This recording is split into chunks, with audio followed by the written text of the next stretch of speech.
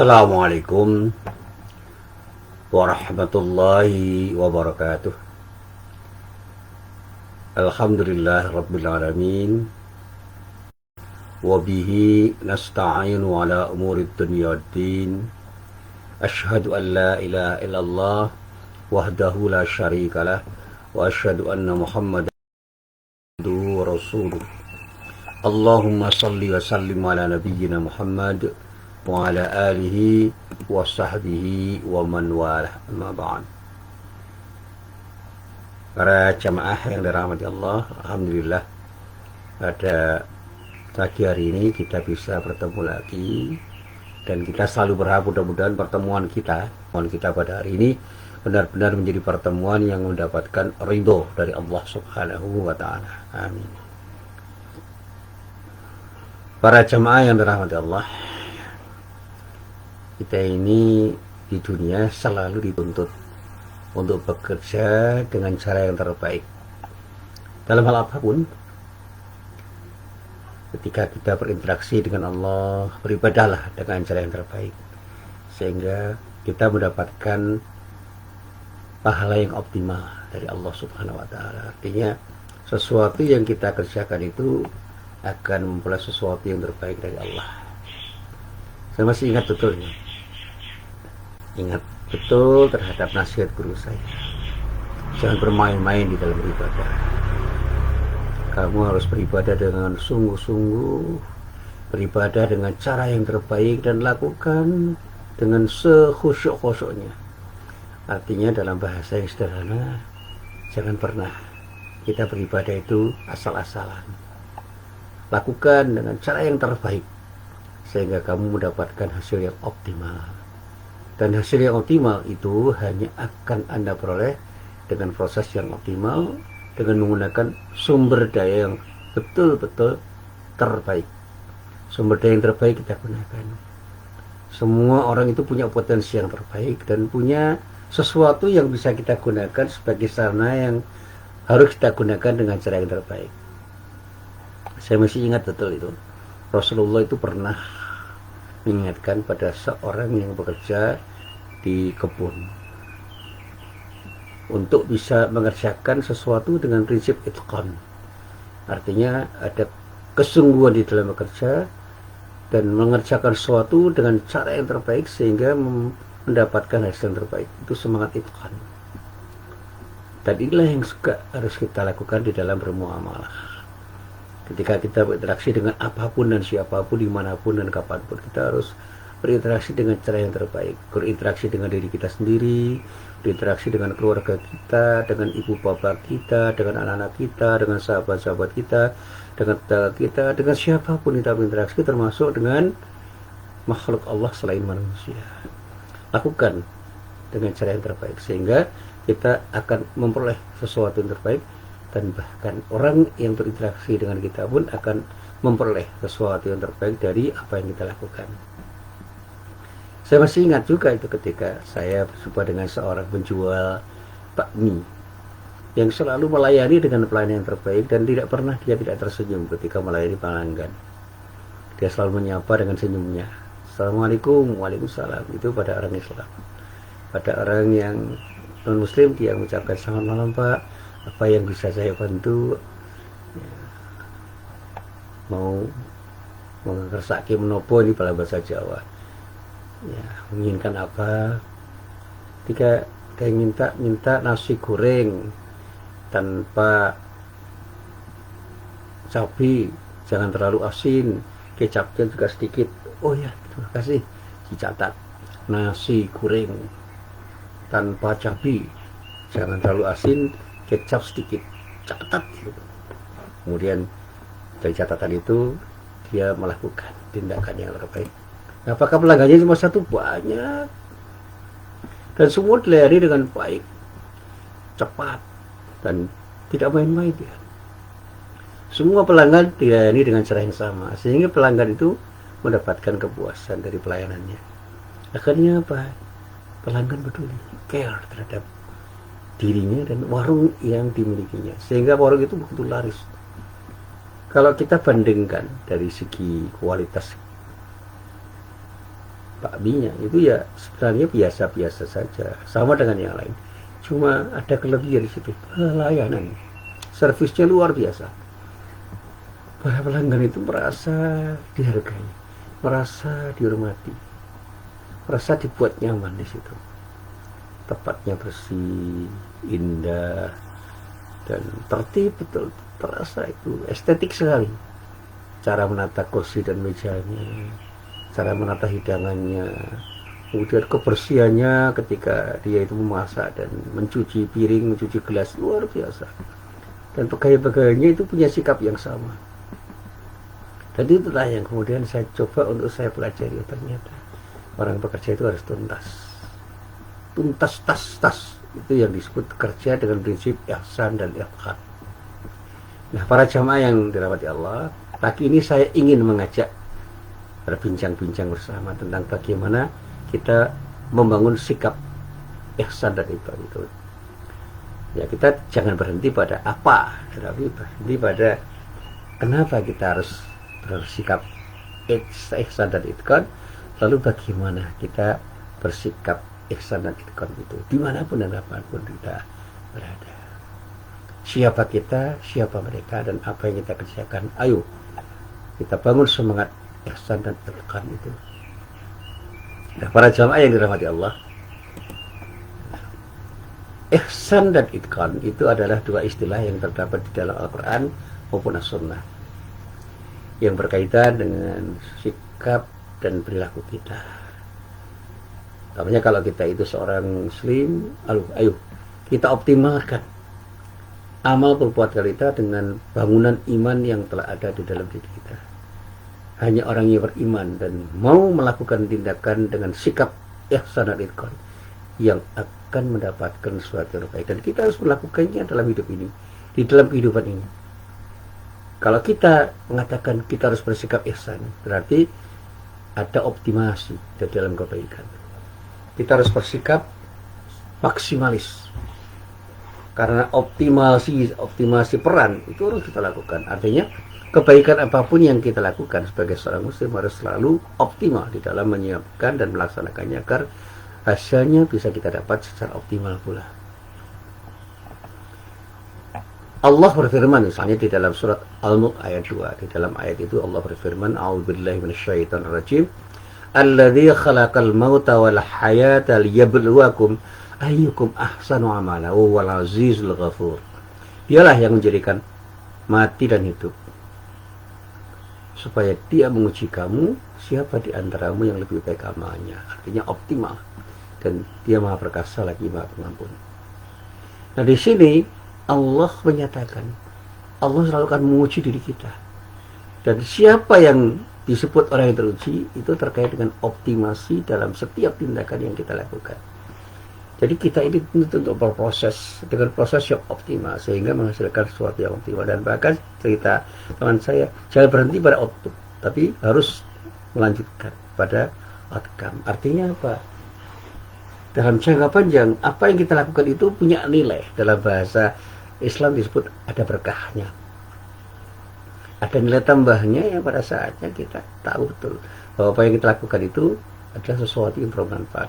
Dan saya pernah berbincang-bincang dengan teman-teman yang belajar manajemen, bagaimana outcome itu harus kita cari, harus kita peroleh. Karena ketika kita melakukan sesuatu, jangan berhenti pada hasil yang kemudian kita dapatkan, tetapi kita coba untuk kita pahami apakah hasil yang telah kita dapatkan itu punya makna, punya manfaat, punya nilai keberkahan.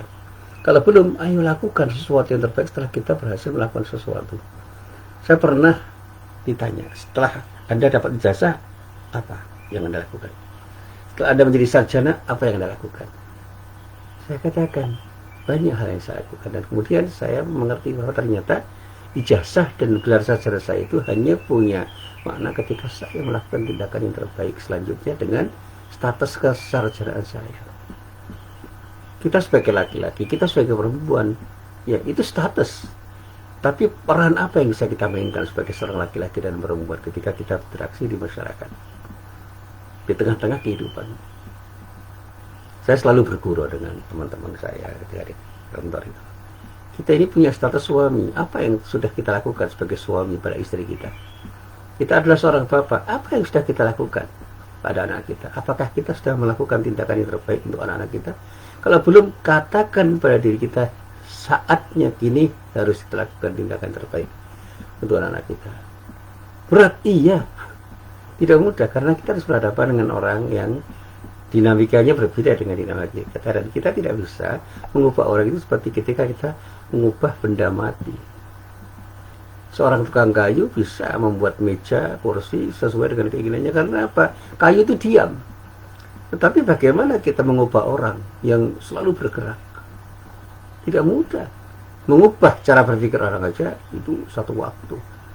Menanamkan sikap yang baik pada orang itu tidak mudah. Jadi kalau dalam bahasanya para motivator, ubahlah cara berpikir orang agar orang itu mau berbuat sesuatu dengan cara berpikir yang tepat. Termasuk dari kita, kalau kita itu punya mindset yang tidak baik, ya, perilaku kita akan tidak baik. Nah, mindset yang kita bangun adalah bagaimana kita itu harus berbuat sesuatu dengan semangat ihsan dan itqan. Artinya apa? Kita harus mengoptimalkan sesuatu yang kita miliki untuk kita lakukan tindakan yang terbaik dengan apa yang kita miliki itu, agar kita menghasilkan sesuatu yang terbaik, dan pada akhirnya sesuatu yang kita hasilkan itu betul-betul bermakna bagi diri kita dan semua orang yang berkegiatan dengan kita, baik dalam kehidupan yang berarti kehidupan kita pribadi maupun kehidupan kita dengan orang lain. Dan bahkan kita harus tahu bahwa ketika kita beribadah pada Allah, kita beribadah pada Allah, kita harus optimal sehingga ibadah kita itu betul-betul menjadi ibadah yang bermakna. Nah, kalau seorang muslim itu melakukan ibadah, maka orang itu harus mempersiapkan dan melakukannya dengan baik. Artinya dia harus punya ilmu yang berkaitan dengan cara-cara beribadah, baik ilmu-ilmu yang bersifat teoretik dan ilmu-ilmu yang juga bersifat praktik. Dan ketika melaksanakan ibadah dengan persiapan ilmu yang matang, tata pelaksanaan yang kita sempurnakan, jaga diri agar kita bisa melakukan tindakan yang terbaik dengan ilmu yang kita miliki untuk beribadah itu, sehingga ketika kita berhaji misalnya, kita dapat haji mabrur karena kita itu punya persiapan yang optimal dan melakukan tindakan yang optimal di dalam haji, sehingga kita bisa mempertahankan bukan hanya status haji kita, tetapi nilai-nilai haji yang pernah kita bangun waktu kita berada di tanah suci untuk kita kembangkan ketika kita kembali ke kampung halaman. Nah, para jamaah yang dirahmati Allah, seseorang yang sedang melakukan tindakan apapun dengan amanah masing-masing, misalnya ketika kita menjadi pejabat di tingkat eksekutif, legislatif maupun yudikatif, sebenarnya orang itu diberi amanah untuk secara optimal betul-betul mampu mempersembahkan sesuatu yang terbaik bagi kepentingan masyarakat dan bangsa di wilayah pekerjaannya itu. Amanah dan profesionalitas itu merupakan ciri utama dari pejabat muslim, karena disadari semuanya akan dipertanggungjawabkan kepada Allah Subhanahu wa Ta'ala, tidak hanya pada orang yang memberi jabatan dan memilihnya. Memang di dunia kita akan bertanggung jawab pada siapa yang memilih, tapi di akhirat kita akan bertanggung jawab pada Allah Subhanahu wa Ta'ala. Dan kita harus berusaha sifat-sifat khianat sehingga sikap amanah itu sudah menjadi bagian dari kesadaran kita. Dan disinilah Allah mengingatkan di dalam surat Al-Anfal ayat 27, ya ayyuhalladzina amanu la takhunullaha ar-rasula wa takhunu amanat. Hai orang-orang yang beriman, janganlah kamu mengkhianati Allah dan Rasulnya, dan juga janganlah kamu mengkhianati amanat-amanat yang telah dipercayakan kepadamu dan kamu mengetahuinya. Nah, ini yang harus kita camkan. Kita diberi amanah apa? Ayo kita kerjakan amanah yang kita emban itu dengan cara yang terbaik, sehingga kita bisa menghasilkan sesuatu yang terbaik. Karena semua yang dipercayakan itu akan kita pertanggungjawabkan kepada siapa yang percayakan pada diri kita. Dan itulah yang harus selalu kita lakukan. Ketika kita beribadah, ayo kita lakukan ibadah dengan sebaik-baiknya. Ketika bermuamalah, lakukan yang terbaik. Nah, disinilah kemudian semangat ihsan itu bermuara pada itqan. Kita punya kesungguhan, punya kemantapan di dalam melaksanakan tugas kita, sehingga kita akan mengerjakannya secara maksimal, tidak salah-salahan, sampai dengan pekerjaan tersebut tuntas kita selesaikan dengan sebaik-baiknya. Dan itulah yang sering saya renungkan. Ternyata saya itu sudah banyak berkhidmat kepada diri saya, kepada siapapun yang beri amanah pada diri saya. Dan itu yang membuat saya setiap bermuhasabah itu mau menangis. Oh ternyata dalam banyak hal saya sudah melakukan tindakan yang salah, bersikap liar terhadap apapun dan siapapun yang harus saya kerjakan. Dan memang tidak mudah, karena apa? Kita kadang-kadang punya benturan-benturan ya. Kita ingin melakukan sesuatu, tetapi sesuatu yang kita lakukan atau akan kita lakukan itu membentur pada halangan-halangan yang tidak mudah untuk kita coba atasi. Kita selalu akan mencoba dengan tantangan kehidupan yang seringkali membuat kita itu sulit untuk berbuat sesuatu secara optimal, karena di samping diri kita itu ada orang lain. Apa yang kita lakukan itu tidak selalu mendapatkan dukungan dari siapapun yang berada di antara kita. Sampai orang yang terdekat dengan kita pun pada saatnya belum tentu akan mendukung apa yang kita lakukan. Sehingga apapun yang mau kita kerjakan secara optimal itu seringkali bentur pada tembok-tembok besar. Saya seringkali mengatakan pada mahasiswa saya, kadang-kadang kita itu harus membentur pada tembok Cina. Tapi ketika kita membentur pada tembok raksasa yang disebut sebagai tembok Cina itu, apa kita harus seperti? Tidak. Kalau kita tidak bisa membongkar dan merobohkan tembok itu, lompatlah. Kalau kita tidak bisa melompat, cari cara yang lain yang bisa membuat kita itu bisa sampai ke tempat di mana kita menuju. Selalu ada cara untuk melakukan sesuatu dalam rangka untuk meraih sesuatu yang kita tuju. Semut kecil itu selalu mencari lubang untuk mencari makanan, sehingga dia akan selalu mendapatkan makanan itu dengan cara yang terbaik. Karena apa? Dia selalu mencari peluang yang terbaik untuk mendapatkan makanan yang ingin dia peroleh. Saya pernah menyimpan makanan itu di sebuah piring. Piring itu saya letakkan di sebuah mangkok, dan di bawah mangkok itu kemudian saya beri lagi, dan di dalam piring itu saya beri air, sehingga mangkok itu berada di tengah-tengah genangan air. Saya katakan dengan bahasa saya, iya ini aman. Ternyata semut itu bisa berenang untuk mencapai mangkok yang ada di tengah-tengah genangan air itu. Meskipun resikonya bisa mati, tetapi ternyata semut itu punya perhitungan, sehingga dengan berenang dia bisa mendapatkan. Dan ternyata tidak hanya ada seekor semut yang bisa menggapai makanan yang saya simpan itu, beberapa ekor semut mendapatkannya. Tapi dia kesulitan untuk membawa keluar makanan itu, sehingga mereka makan makanan-makanan itu di mangkok dan piring yang saya sediakan. Dan pada saatnya mangkok dan piring itu penuh dengan sisa makanan semut, dan semut itu sulit untuk keluar. Karena apa? Karena dia harus berhadapan dengan genangan air. Nah, kita bisa mencontoh semut itu. Setiap tindakan kita itu harus kita perhitungkan risikonya. Oleh karena itu jangan pernah kita menyeberang sesuatu yang kemudian dengan menyeberang itu kita mendapatkan sesuatu tidak bisa, dan kemudian tidak bisa kembali untuk membersamai semua orang yang pernah bersama kita, karena kita terdampar di tempat yang membuat kita itu sulit untuk kembali ke tempat semula. Nah, apa yang ingin saya sampaikan di sini? Itqan dan ihsan itu berarti semangat kerja yang luar biasa, tetapi kita harus berhitung. Kita harus punya keberanian, iya, tetapi kita harus berhitung dengan sejumlah risiko yang bisa kita perhitungkan, sehingga kita tidak ngawur dalam bahasa Jawa, tidak asal-asalan. Kita harus mengerjakan sesuatu dengan perhitungan yang tepat, sehingga risiko-risiko atas pekerjaan yang kita lakukan itu benar-benar kita perhitungkan, supaya kita tidak menyesal di kemudian hari. Nah, ketika kita itu sudah punya kesungguhan dan kemantapan di dalam melaksanakan tugas apapun, dan kita kerjakan secara maksimal, tidak salah-salah sampai pekerjaan tersebut tuntas dan selesai dengan baik, apa yang kita lakukan? Serahkan semua pada Allah. Ucapkan alhamdulillah, segala puji bagi Allah. Karena apa? Semua hasil yang kita peroleh itu adalah sesuatu yang datang dari Allah dan harus kita syukuri. Tetapi semangat itqan itu harus kita miliki setiap saat. Dan inilah yang disabdakan oleh Rasulullah kepada para sahabatnya, innallaha yuhibbu idza amila ahadukum amalan ayatqinahu. Sesungguhnya Allah sangat mencintai orang yang jika melaksanakan suatu pekerjaan itu dilakukannya dengan semangat itqan.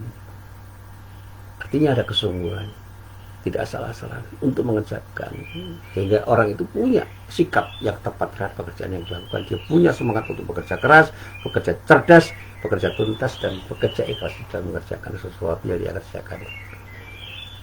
Nah, para jamaah yang dirahmati Allah, karena itu saya katakan ihsan dan itqan itu harus selalu menjadi ruh, menjadi spirit bagi setiap orang untuk melaksanakan tugas dan pekerjaannya. baik yang berkaitan dengan Allah, hablum Allah, maupun yang berkaitan dengan sama manusia atau hablum dan nas. Sehingga pekerjaan yang kita lakukan itu akan selalu bernilai ibadah dan memberikan manfaat yang sebesar-besarnya bagi siapapun, bagi diri kita dan bagi semua orang yang berkaitan dengan kita. Dan tentu saja kita berharap semua itu akan mendapatkan ridho dari Allah Subhanahu wa Ta'ala. Nah, para jamaah yang dirahmati Allah, inilah sesuatu yang seringkali saya sampaikan, tetapi banyak hal yang sebenarnya bisa saya ilustrasikan dalam kehidupan ini. Bersikap ihsan dan itqan itu memang sesuatu yang menuntut diri kita untuk mau berkorban. Karena ketika kita itu ingin bekerja dengan sungguh-sungguh, selalu ada hambatan, rintangan dan tantangan. Tantangan itu kadang-kadang berasal dari luar diri kita, tetapi kadang-kadang juga berasal dari diri kita. Dan orang seringkali menghujat kita karena dia tidak tahu apa yang terjadi pada diri kita ketika kita harus mengerjakan sesuatu yang mau kita kerjakan. Sehingga orang seringkali mencibir, gagal Anda gagal. Saya tidak pernah menyesali kegagalan saya karena saya tahu kenapa saya gagal. Kenapa saya gagal? Saya tak tahu. Dan saya selalu mengatakan pada diri saya harus tidak gagal lagi. Tetapi dalam setiap langkah yang saya lakukan, selalu saja orang ada yang mencibir saya. Tapi setiap cibiran itu saya sikapi dengan senyum. Karena apa? Orang tidak pernah tahu apa yang terjadi pada diri saya, dan saya tidak perlu mengatakan apapun yang terjadi pada saya, karena tidak semua orang itu mau memahami apa yang terjadi pada diri saya. Ketika saya melakukan tindakan apapun untuk melakukan tindakan dalam rangka untuk menghasilkan sesuatu yang terbaik. Tapi semangat ihsan dan itqan itu harus mengelura di dalam dada kita. Dan pada saatnya tidak boleh kita berhenti untuk melakukan tindakan yang terbaik.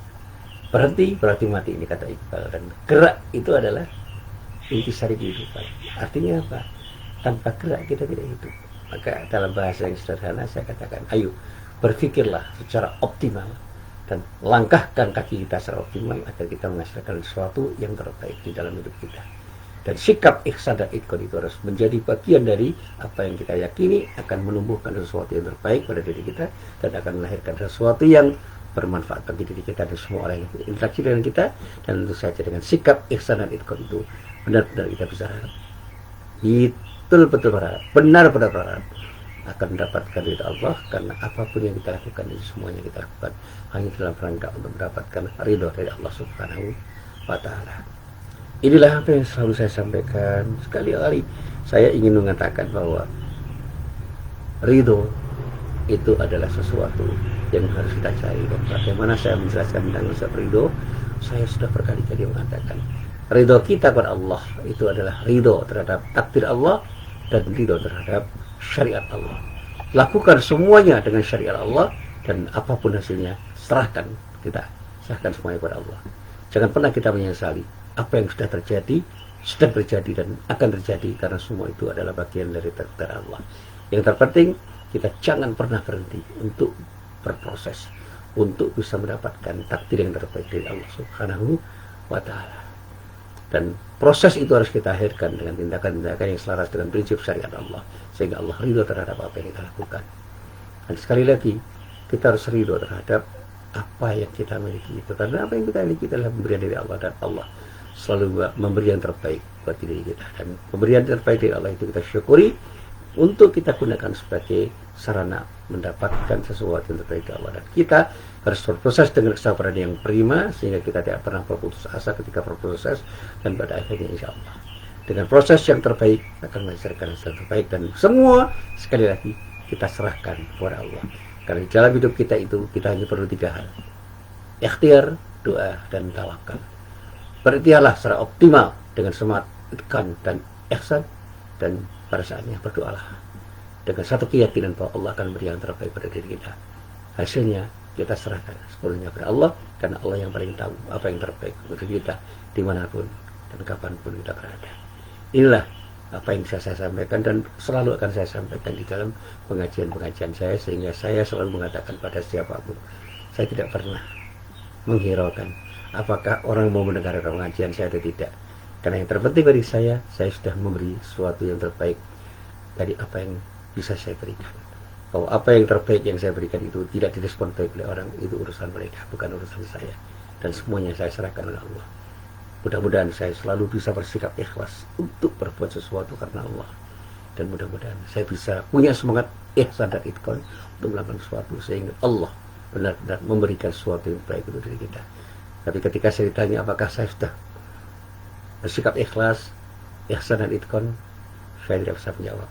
Yang terpenting dari yang penting itu adalah saya akan selalu berusaha untuk bersikap ikhlas, ihsan dan itqan di dalam beramal, dengan harapan mudah-mudahan Allah memberikan sesuatu yang baik untuk kita semua, bukan hanya untuk saya.